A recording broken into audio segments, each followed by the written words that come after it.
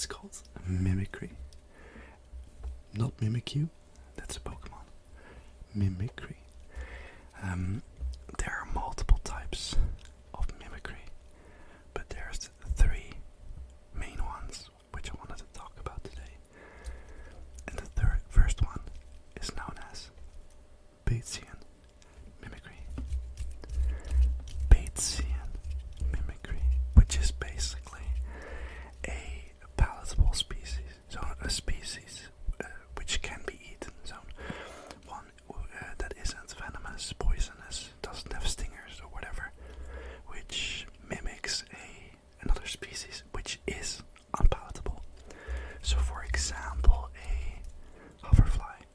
A hoverfly looks like bees and wasps. Well, bees and wasps are they're venomous, they can sting, they're poisonous, they're uneatable, but hoverflies are eatable. So yeah, the Batesian mimicry. But there's so many examples, like really cool examples of mimicry. So for the Batesian mimicry, a good example is the Papilio memnon butterfly, which is a species of butterfly which can be found in, I think it's Southeast Asia, like in India, in Vietnam, I think, like all around that stuff. And they, both the male and the female have different morphs. They're polymorphic, meaning they have different forms, different morphs. And the male butterfly has four different forms.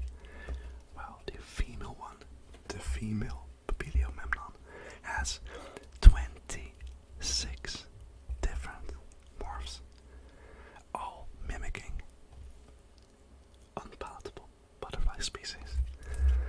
How cool is that? And how did they even discover that it was a completely separate species which just somehow mimicked 30 different types of butterfly? I hope I don't forget to put some pictures of the species I talk about into the video. I'm quite forgettable, so if there's now a cool picture out there or whenever, then I remember it. Another example would be the bushveld lizard. I think it's found in Africa, I'm not sure, but it's just a normal lizard, but whenever they're juvenile, they look like certain types of ground beetle, and those ground beetles are known to spit acid, I think. They have some pouch the end of their butt, I think, which can release acid. So yeah, don't attack them. And the bushveld lizard juvenile looks like those beetles, so predators tend to avoid them. And they even walk in the same, normally a lizard is just walks normally, but this lizard has high up legs and stuff. It's really cool. The last example of Batesian mimicry I want to talk about is cheetahs. Cheetahs, which are really cool, by the way. Cheetahs are kind of cool, kind of cute. Fun fact: cheetahs are very anxious when they're bred in captivity.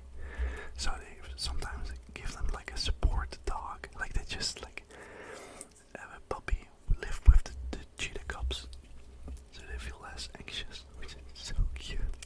But okay, juvenile cheetah cubs are very easily attacked by predators. The mother is unable to fend off the predators, so the cubs have a silvery mantle on their back, which makes them look like honey badgers.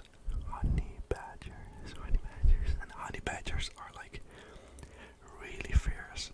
They're not even that big, but they're fierce predators. Or omnivores. I think they're omnivores. But yeah, don't mess with them. So yeah, that's Batesian mimicry. I think it's really cool. Please look into it yourself. There's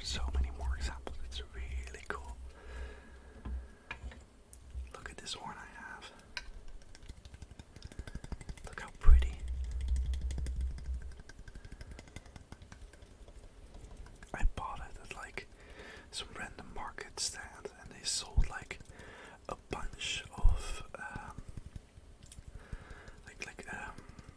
what do you call, like I don't know what to call it, but like this, like the, you know what I mean?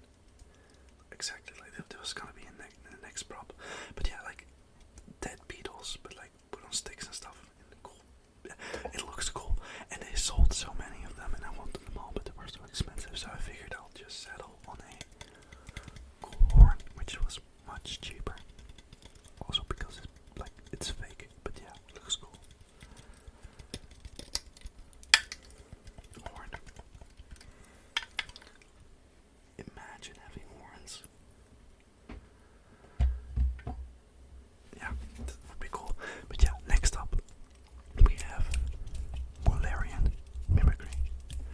And Mullerian Mimicry is much cooler than Batesian Mimicry, because in Batesian Mimicry it's basically like a useless species, like kind of stealing another cool species, like fame. While Batesian Mimicry, while Mullerian Mimicry is an unpalatable species mimicking another unpalatable species. So for example, bees and wasps, they are both uneatable. You shouldn't detect both of them, and thus the effect it has on predators has been increased, and now they even share the burden of having to be eaten first before it starts working. You share that burden across multiple species, which is cool. So yeah, bees and wasps is a good example, but also poison frogs. Poison frogs, of course, do the same thing. There are many types of poisonous frogs living all across the world, and they all look very similar, just to increase the effect it has. There are also a lot of butterflies who do the same thing. So yeah, there's not too many like special examples of this. So yeah, that's the second one. Batesian Mimicry, Mullerian Mimicry. Batesian Mimicry, Mullerian Mimicry.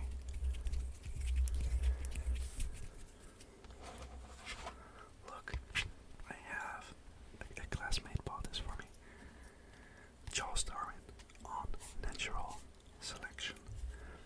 From so simple a beginning, endless forms, most beautiful and most wonderful, have been and are being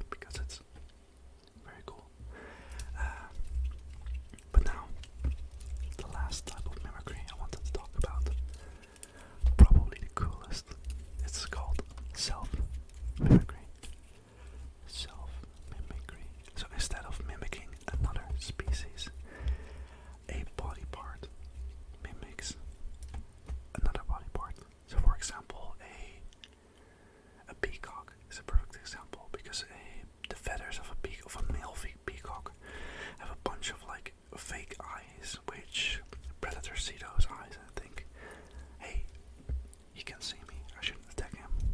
He's like a big boy, he got a bunch of eyes. So they tend to leave the peacocks alone. The same works for peacock butterflies. But another cool one a lot of people don't know about is the fact that tigers also have certain spots for self-mimicry, because on the back of their ears they have a white spot which resembles an eye. But I think it's funny because in most cases self-mimicry is used to intimidate predators, but like a tiger doesn't have many predators to fear. So yeah, that's cool. It kind of reminds me of like there's this theory, I guess, where predators have front-facing eyes, like humans, but also tigers, dogs all have front-facing eyes because it's easier to focus on a certain spot, so you have like your vision is more clear, while prey animals have sideways, like their eyes are more sideways because then they have more vision all around, so it's easier to notice predators. But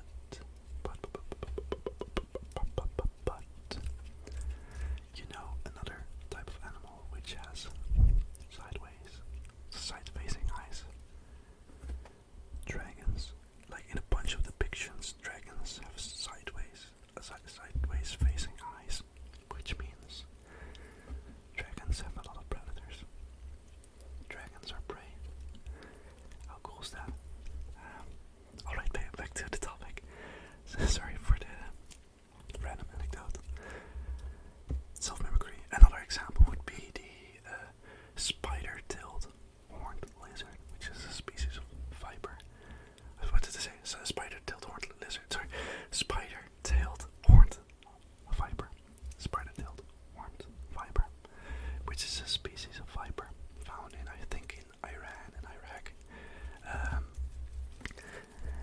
And they have their tail looks quite weird. I think it's called caudal luring, I think. Their tail looks like a spider.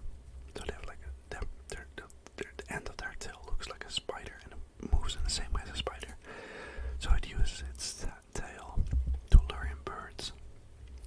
So the bird sees the spider, wants to eat the spider, attacks the spider, and the viper's like, hell no, I'm gonna eat you now. And they have certain cytotoxins which are highly specialized to poison birds. Yeah, that's a cool one. Also the alligator snapping turtle has another cool one, where they have like a certain part on top of their tongue, I think, like a pink, weird extra organ, which looks like a worm and it moves like a worm. So the snapping turtle just kind of lies down on the bottom, closes its eyes,